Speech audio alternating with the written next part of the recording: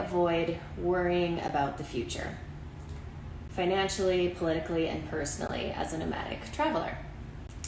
This is a question that I've gotten from one of my followers, and it's been echoed by many. Not the first time I've been asked this. Especially as a nomadic, untethered lifestyle becomes more and more attractive and popular, I think more and more people are faced with these fears of the unknown, fears about money and finances and instability. And I'm really happy to share my outlook on this question about money, because money's a big deal. So whether it's the inconsistent expenses that you encounter as a nomadic traveler, or maybe it's the unreliable income that nomadic travelers without a stable job deal with, money is at the forefront of a lot of people's minds as maybe they think about becoming a nomad. So I want to answer this question, and I want to provide first some context on my answer before I do. So my outlook is not born of ignorance, naivete, or turning a blind eye to what money is and what it can do. And also, before anybody comes to me and says privilege, I'm not denying I've had certain benefits in my life, but the money that I have saved for me to enable me to do what I'm doing now, I worked hard. I made sacrifices, I made choices, and I didn't earn it overnight, so privilege does not apply here. I know the value of money. So just to underscore, I am a nomad. I do not have a stable home. I do not stay in one place. I am effectively homeless. I also do not have a consistent source of income. I had a job that I quit a year and a half ago. I do not now have a stable and reliable job. I am jobless. And I support myself with the savings that I earned, and I have found additional ways to bring in income. So I was able to sell my house in the USA, quit my corporate remote job because I knew the intelligent, talented, and motivated person can do anything. We can do anything. We can do anything because it won't be forever. It's only for as long as it takes. We can do anything because it's one step at a time, one increment at a time. We can do anything because what's the alternative? The alternative is giving up something that we dreamed of, our goals, our deepest desires, and living a lesser life that is not true to ourselves. And what kind of alternative is that? We can do anything. I have an abundance mindset. And instead of thinking there's only so much to go around, I think there is more than enough in all aspects of my life. And I haven't always thought this way. There are jobs, there are opportunities, there are plenty of opportunities. In love, there are good single people in the world. I will fall in love again. I will have another great love, maybe more than one. I think of a scarcity mindset, and I know these, mindset things are buzzwords, right? But I think of a scarcity mindset as a CD. That thing that we listened to in the 2000s that kind of spun around in a CD player. There's only room for 20 songs, but abundance is like a playlist. There's no limit to how many songs and artists and bands that you can love. You have enough room to love music. If you hear a song and you love it, you don't need to stop loving another song to make room for that one. There's enough room for you to love a lot of music. That is abundance. I believe I will have enough. I believe in my intelligence, my talent, my motivation, and my determination to achieve, and my beliefs dictate my actions. So for me, achievement is not about how much money I can make, or how busy I am, or how mentally exhausting and stressful my work is, or about how many things I can attain and collect and show off. Achievement is to own my time, my energy, and my emotional capacity and to live the life that I have as full as I can. In the places that I want to be, in the places, in the countries, in the cities that bring me joy, that feed me. Fear is the enemy of abundance. Fear is rooted in scarcity. So the intelligent, talented, and motivated person can do anything. And the key word here is do. I said that earlier, I'll now say it again. I'm not afraid of running out of money, because if I do, I'll make more. And you know how I know? I'm living proof. The evidence has been right in front of me since I was 22 years old. Every time I was on the brink of running out of money, I made more. And as long as we have a functioning brain and a functioning body, there is a way to earn money.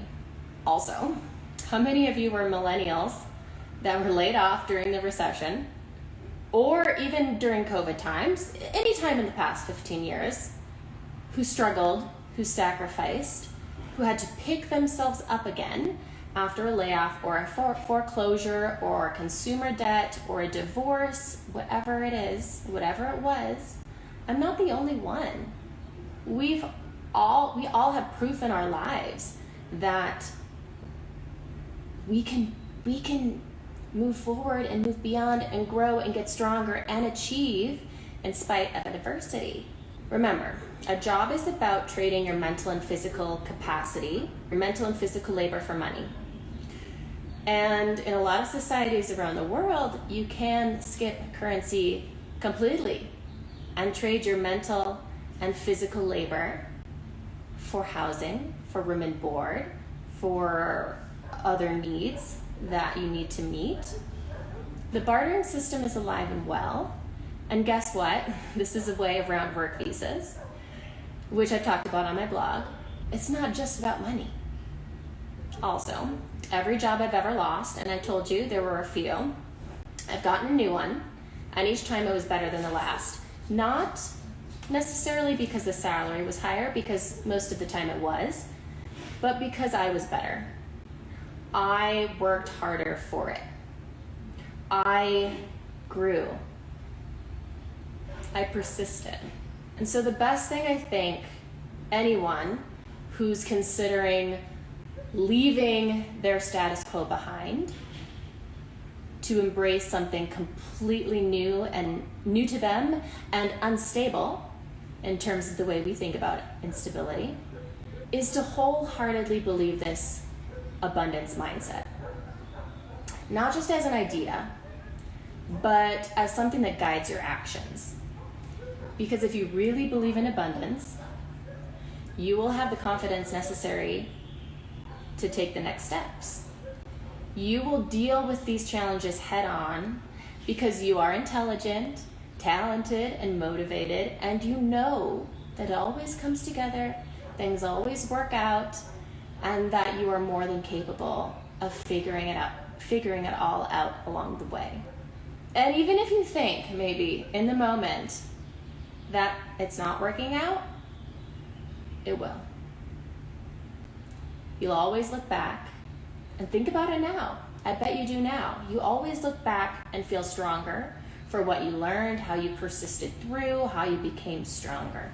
And oftentimes, it's not until our back is up against a wall, or if we are faced with what we believe to be rock bottom, impossible, no way out, no solutions at hand, it's completely hopeless, I feel completely demoralized. Sometimes it's not until we get to that point that we realize truly what we are capable of. We feel the adrenaline of what's inside us to push beyond, because there's no other way. There's no way but up. So I'm going to close this live stream with a couple quotes. And the first is by Mark Twain. I am an old man and have known a great many troubles, but most of them never happened. Worrying is futile. Worrying is fear. Worrying is scarcity. Worrying is like running on a treadmill. because it tires you out and it gets you nowhere. It's a waste of time. Another quote by Oscar Wilde: anyone who lives within their means suffers from a lack of imagination.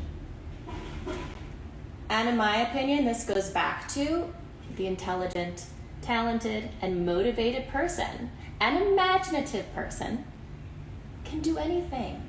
Try living outside your means.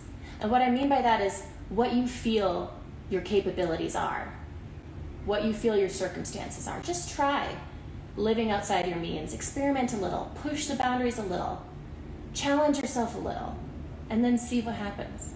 And then here's another quote from I don't know who, but life is a balance of hanging on and letting go. You don't have all the answers. You never will. But if you believe in yourself and if you believe in what you are capable of, you believe in abundance. And finally, one from me, a quote from me, and this is from my ebook, Money and Mindset, How to Take a Sabbatical. Perhaps instead of measuring net worth and counting dollars, we count the years and measure love, health and well-being, fulfillment, and joy.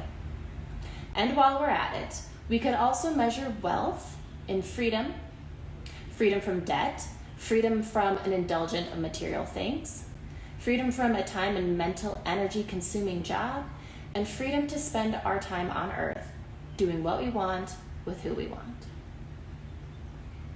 Isn't that the goal? Of course, it is scary thinking that by becoming a nomad or quitting your job or leaving your home country or doing anything remotely different, that you might be robbing your future to pay your present. But what I say to this is nothing in life is guaranteed, not even life itself. We can do everything right, and our personal health is not guaranteed. The same goes for our family members and our loved ones. And there's any number of external circumstances outside of our control regarding the state of the world, natural disasters, war, the environment, you name it. Your opportunity is today. So if you enjoyed the content in this video, I also encourage you to pick up my ebook. It's on my website. You can see it in the main navigation ebook. And if you want to talk to me one-on-one, let me know. I have that capability too. Finally, I know this fear of the unknown is strong, it's big, it's overwhelming. But we're not meant to live safe lives. We're not meant to live scarce lives. A ship in the harbor is safe, but that's not why ships were built. Abrazos, hugs, my friends. Thank you for listening. Hope you check out the blog and subscribe and follow. Bye.